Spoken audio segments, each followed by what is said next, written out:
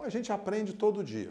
Eu acho que essa compreensão de que tecnologia ela é naturalmente imperfeita e que sim há oportunidades de quebra de segurança.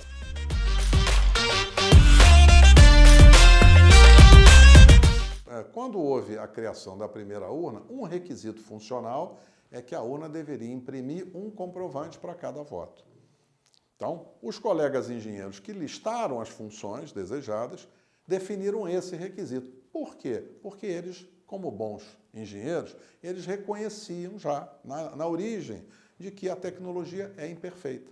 O que quer dizer o seguinte, era importante ao lado da coleta do voto da forma eletrônica que um comprovante fosse impresso. Para quê? Para que depois se pudesse fazer, a partir de uma amostra estatística, uma contagem daqueles comprovantes impressos para comparar com o resultado da votação eletrônica. E isso é necessário não porque o sistema tenha indício de fraude, isso é necessário porque a tecnologia ela é naturalmente imperfeita. Quer dizer, pode acontecer uma falha. Quem acha que não tem falha é porque não usa nem celular, nem computador, nem câmera digital, porque eu não sei vocês, mas o meu celular trava toda semana, o meu computador também. Você que está filmando aí, que usa uma câmera bacana, ela deve travar de vez em quando. Né? O nosso microfone aqui, de vez em quando, ele falha, não é?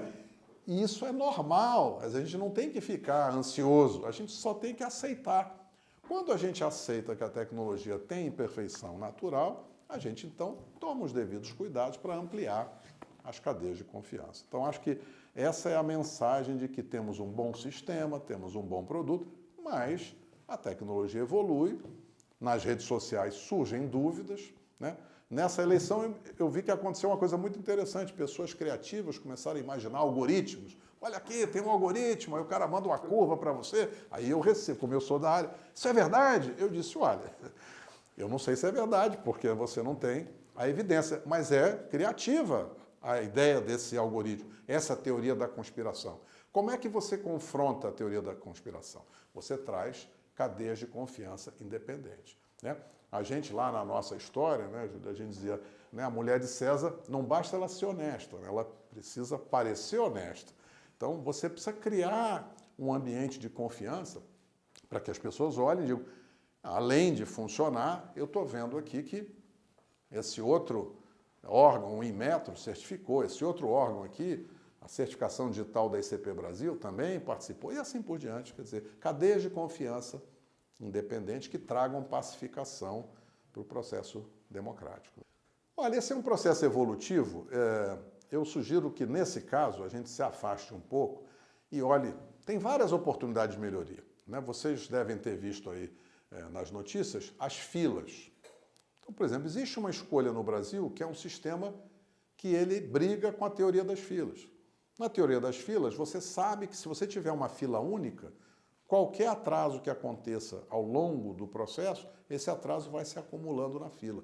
Por isso é que quando você chega no aeroporto, por exemplo, você tem várias pessoas para te atender no check-in. Você tem uma fila que é aquela minhocão lá que vai circulando, é uma fila única. Quando você chega na frente, vão vagando, né, os guichês e você vai fazendo o seu check-in. Aí depois você vai passar na segurança, é a mesma coisa. Você tem uma fila única, que é aquele minhocão, e depois você tem várias máquinas de raio-x e você escolhe. Eu acho que a gente pode fazer uma reflexão. Será que em vez de você chegar na escola e ficar com aquele monte de filas, cada uma numa sessão eleitoral, não poderia ser muito interessante que tivesse uma fila só no local de votação, igual aquele minhocão que tem no aeroporto, que tem na rodoviária, né? Quando você vai pegar o ônibus, é a mesma coisa. Tem um minhocão, chega lá na frente, tem vários guichês.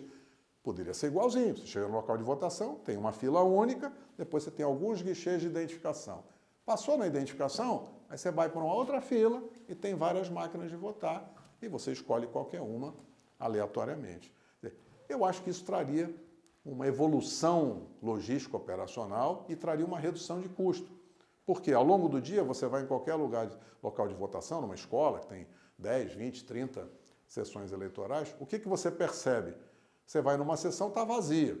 Aí do lado tem uma fila grande e assim por diante. É claro que se você adotar a teoria das filas, se você redistribuir aquela logística, né, você vai gastar muito menos urnas eletrônicas. E você vai fazer com que as pessoas levem muito menos tempo para votar. Então, a gente percebe que as oportunidades de melhoria, para a gente que é engenheiro, né, estamos aqui no novo Anfera, aí, que é o aplicativo, que é uma coisa nova, criada com uma visão nova, né, e que temos certeza que vai dar certo, porque vocês estão fazendo um trabalho legal, mas isso mostra que sempre é possível você pensar uma coisa nova e criar uma nova tecnologia e, a partir daí, aperfeiçoar. A gente está sempre com essa visão de curto prazo. Eu acredito que... E, aliás, isso é uma mensagem que eu passo para quem está construindo engenharia, né, projetos ou ciência da computação. É sempre um desafio quando você se estabelece um novo objetivo.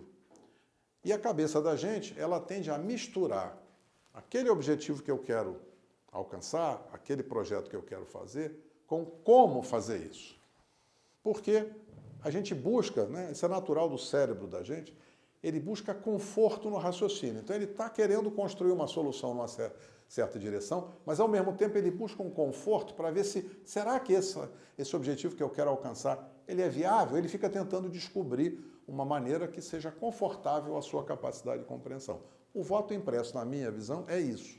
Ou seja, é uma tentativa de pacificar o meu lado curioso aqui, dizendo, será que eu consigo alcançar aquele objetivo? A gente tem dificuldade de abstrair.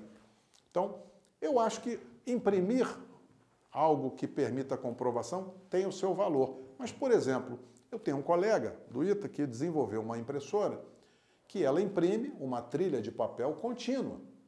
Ela tem um rolo de origem e um rolo de destino. Ela não corta o papel, ela vai imprimindo na sequência. Aí os colegas da Justiça Eleitoral dizem, não pode fazer isso, porque senão você vai quebrar o sigilo do voto. Por quê?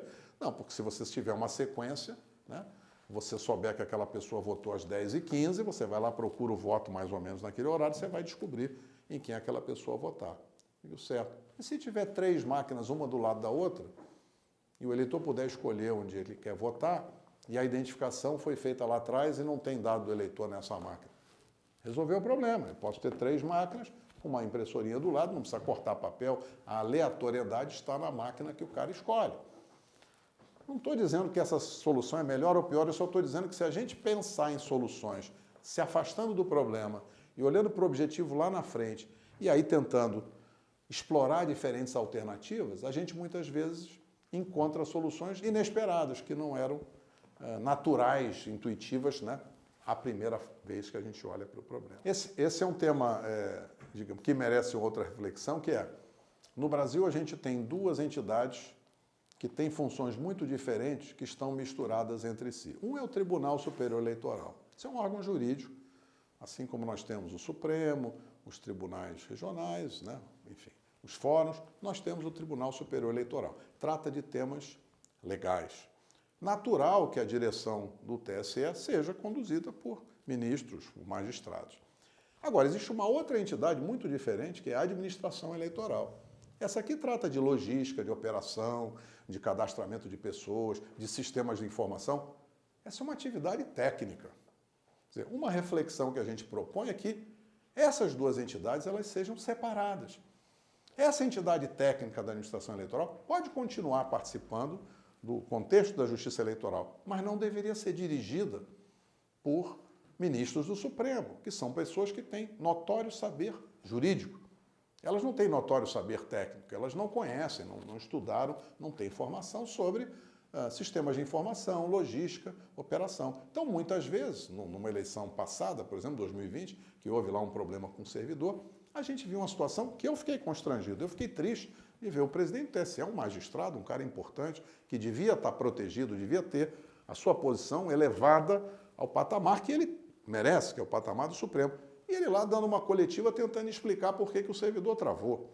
Ora, ele não tem a menor ideia do que o servidor travou. Se ele fizer qualquer declaração como fez, ele está repetindo alguma coisa que alguém disse para ele, que é uma situação difícil. Quer dizer, você se propor a falar sobre um assunto numa coletiva, explicar, e você não entende absolutamente nada daquele assunto. É evidente, se eu for convidado, aqui estou conversando porque vocês me chamaram para falar de coisas que têm a ver com a minha história, coisas que eu conheço, que eu trabalhei. Se fosse uma discussão sobre cirurgia cardíaca, eu ia agradecer e não ia aceitar, porque eu não entendo nada de cirurgia cardíaca, né? Então, eu acho que essa é uma reflexão. eu acho que vai aperfeiçoar a confiança das pessoas e vai preservar os ministros e a presidência do Tribunal Superior Eleitoral, colocando eles acima dessa parte operacional e criando um órgão, como tem Inmetro, como tem INPI, cria-se lá o Instituto Nacional Eleitoral dentro da Justiça Eleitoral, mas num outro patamar, num patamar técnico, num patamar operacional. E eu acho que isso pode pacificar. Todo equipamento pode falhar. Mas pode ser provocado uma falha? Pode. Na área de segurança da informação, existe uma estatística consolidada. Toda semana, algum grande grupo divulga que sofreu uma invasão. Em alguns casos, sofreu sequestro dos seus sistemas, né? Organizações criminosas no mundo inteiro. Recentemente, a Cisco, que é líder mundial em rede, divulgou que tinha sofrido uma invasão. Mas no começo do ano, a Microsoft, Departamento de Defesa dos Estados Unidos. Aqui no Brasil, grandes grupos, Grupo Fleury, Lojas Renner, JBS. Então, sim, os eventos de quebra de segurança em sistemas de informação, eles se tornaram parte do nosso dia a dia, independente das empresas investirem grandes somas em sistemas de gestão de segurança da informação. Mas eu estou fatiando, isso aqui está aqui. Vou chegar lá. Não, isso aqui está no todo. Por quê? Porque como é que nascem essas situações de quebra de segurança? 1/3 vem de fora. Então, é alguém de fora que invadiu a organização. Agora, 2/3 nascem dentro das organizações. Seja por falhas humanas, seja por erros de processo, ou seja, eventualmente, por intenção maligna. Muitas vezes acontece o seguinte, é comum, no caso da Cisco foi assim, na realidade, alguém de fora que trabalhava próximo à empresa conseguiu capturar as credenciais de um funcionário. Então, era uma pessoa que se comportou como se fosse um funcionário e, através disso, conseguiu navegar dos sistemas. Ora, a urna tem programas. Esses programas são originados de sistemas. Se esses sistemas, estatisticamente em tese, podem sofrer invasão, ora, quem invade um sistema pode interferir nos programas que depois são carregados dentro da urna. Isto é possível, tecnicamente, em tese. É por isso que certificação independente, certificação digital, cadeias de confiança externa. Existe um trabalho muito bom, quem quiser aprofundar, no site do Tribunal de Contas da União, existe um trabalho de mestrado publicado em 2019, do Paulo Vinícius. Fala sobre possibilidades de auditoria do sistema eletrônico de votação, né? Se você procurar TCU possibilidades de auditoria, você vai achar esse trabalho de mestrado, que é anterior, inclusive, a esse processo, é lá de 2019. E ele mostra todas as possibilidades de auditoria, fala das normas internacionais, fala das recomendações, ou seja, né?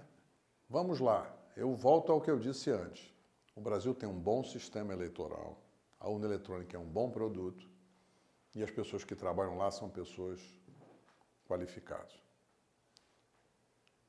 Independente disso, a tecnologia é imperfeita. Equipamentos falham, programas falham, pessoas cometem erros.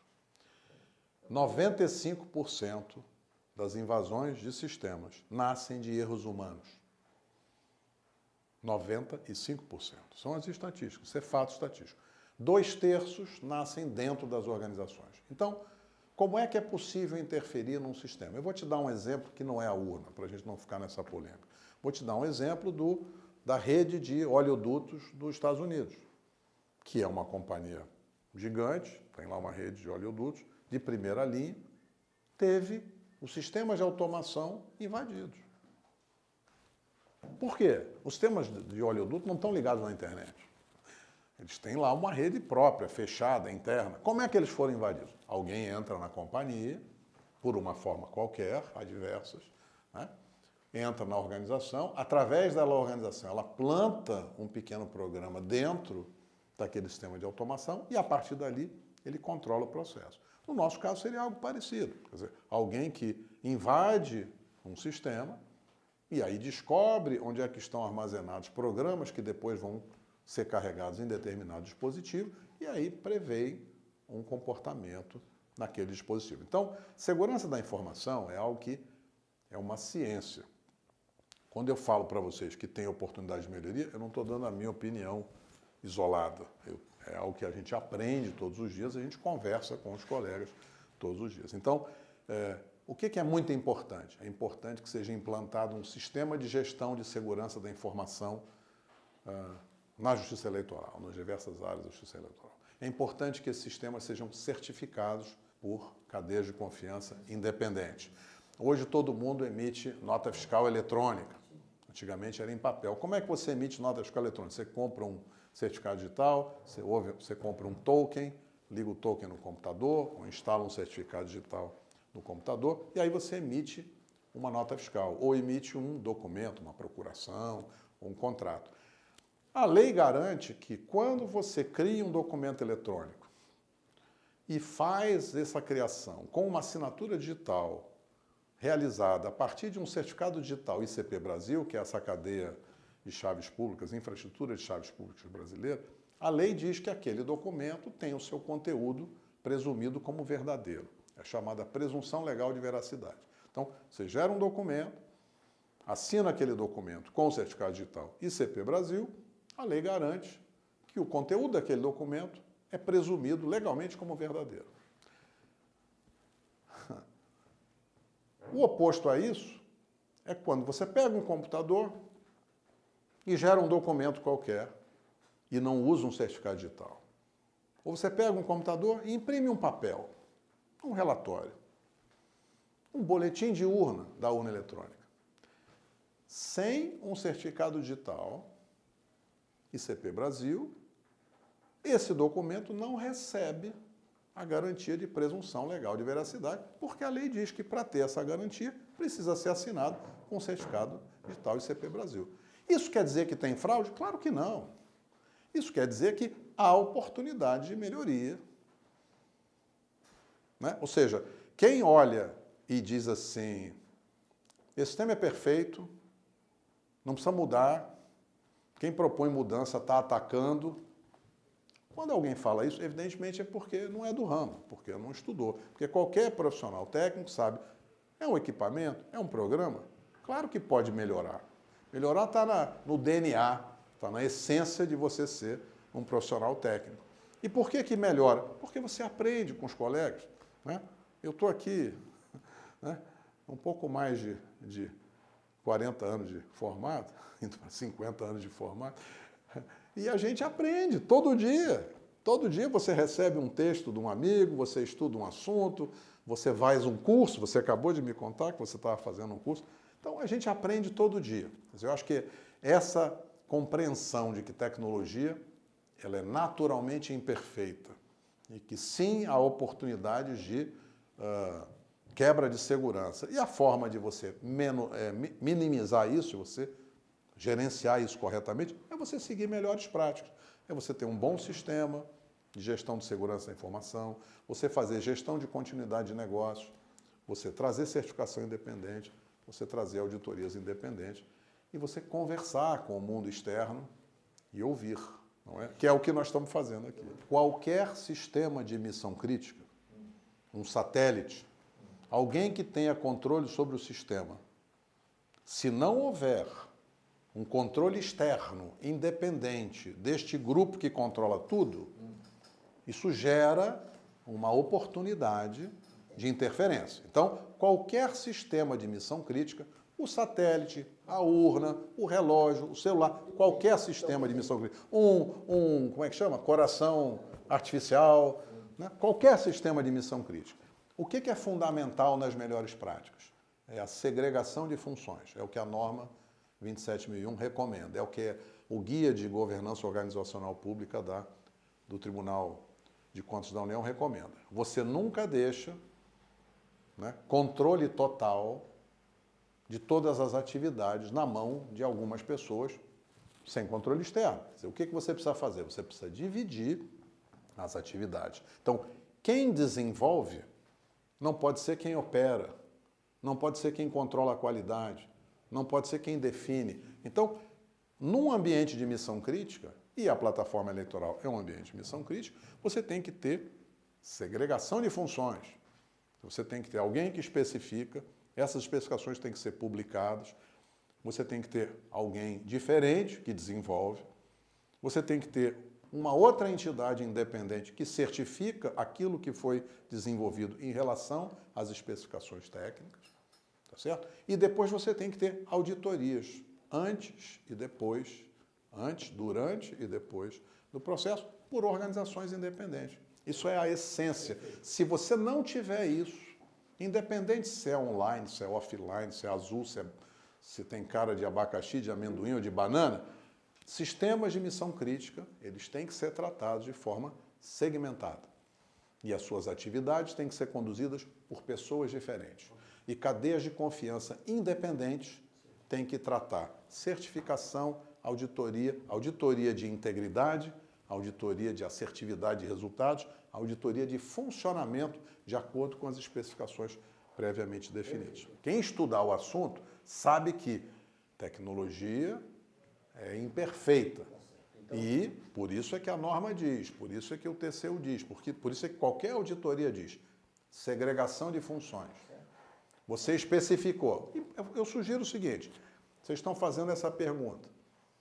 Os sistemas têm especificações técnicas. Tinha que ter um documento lá de especificações técnicas publicado. E essa publicação desse documento tem que seguir a norma, a BNT. Uma vez que tem uma especificação, tem que haver uma certificação independente. Então você vai lá e tem que fazer uma pesquisa e tem que achar um certificado. O seu celular que está na sua mão, a sua câmera, esse telefone, o seu computador, todos passaram por certificação independente. Se não passar por certificação independente, não pode vender no Brasil. O que você está dizendo é o seguinte, existe um equipamento que é uma máquina de votar, esse equipamento roda um programa. Como tecnologia é imperfeita, como eu expliquei antes, sempre poderá ocorrer um problema neste programa. Esse problema pode ocorrer por uma falha do hardware, pode ocorrer por uma falha no software, pode ocorrer por um erro humano ou pode ocorrer por uma intervenção. Pode ocorrer por várias razões, também por intervenção. Como é que você garante que o resultado deu certo? Como é que você pacifica uma eleição? Você tem que fazer pelo menos 2 auditorias. Você tem que fazer uma auditoria, que está prevista na lei, que é uma auditoria de funcionamento da urna eletrônica no dia da eleição, numa amostra estatística, através de votação paralela. O que é isso? Você vai chegar numa sessão eleitoral e vai dizer, olha, vai dizer para o eleitor, por exemplo, olha, você fez aqui a sua identificação, toma uma cédula em papel. Vai lá na cabine, preencha a cédula em papel com o seu voto e digita o mesmo conteúdo na urna eletrônica. Dobra o voto e põe nessa urna de lona aqui. No final do dia, existe o resultado que a urna eletrônica emite, que é aquele sistema que está bem feito e tal, mas que alguém pode questionar, que ele poderia ter sofrido um erro ou uma intervenção. Essa questão ela é legítima. Em você fazendo uma votação paralela, ao lado da mesma urna, com o mesmo eleitor, com o mesmo conteúdo, o que você faz? Aquela turma ali daquela sessão conta essas cédulas em papel. Vai dar um resultado. Esse resultado pode ter erro, tá? Mas você vai ter um resultado, que você vai poder colocar lado a lado com o resultado eletrônico, esse resultado do voto em papel. Na hora que você coloca isso em 1.000, 2.000 sessões eleitorais, você usa a ciência estatística para confirmar que não houve intervenção. O importante não é a gente ficar aqui elucubrando se tem dúvida, se houve intervenção. O importante é a gente confirmar que não houve. Isso. Para confirmar que não houve, tem que ser feita uma auditoria independente. Essas pessoas têm direito de ter dúvidas. Ter dúvidas é normal. Vocês estão fazendo perguntas aqui. Vocês têm dúvidas. É normal. O que eu digo é que o processo precisa ser intuitivamente confiável. Para intuitivamente confiável, são necessárias atividades que não têm nada a ver com o fato de se pode interferir, se tem fraude ou não tem fraude. Você tem que fazer um trabalho para transmitir confiança. E como é que você transmite confiança? Você tem que fazer auditorias independentes. Uma outra auditoria que você pode fazer é, você tem uma equipe de auditores a nível nacional, o Confea, que tem engenheiros no Brasil inteiro, seleciona aí uma quantidade de sessões e diz, nesta aqui nós vamos fazer auditoria. Aí, em vez de fazer a votação normal, você faz uma votação simulada naquela máquina, naquela sessão eleitoral. A urna acha que está sendo usada para uma votação normal. Então, se houver alguma intenção de interferência, em tese, ela faria interferência, porque ela não sabe que está passando por uma votação normal. E a turma vota em papel. Aí você depois compara para ver se... Então, assim, existem técnicas de auditoria. Isso. O problema não é a gente ficar aqui gerando desconfiança no processo. O problema é a gente achar mecanismos que passem confiança intuitivamente. É isso.